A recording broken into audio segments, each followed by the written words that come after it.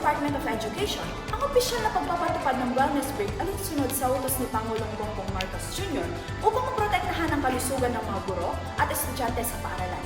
Nakasaad sa DepEd Order No. 12 Series of 2025 ang pagpapatupad ng mid-school year wellness break para sa mga guro at mag-aaral mula October 27 hanggang October 30 upang mabigyan ng pagkakataon ang mga guro na makapagpahinga at maisagawa ang in-service training pagkatapos ng break.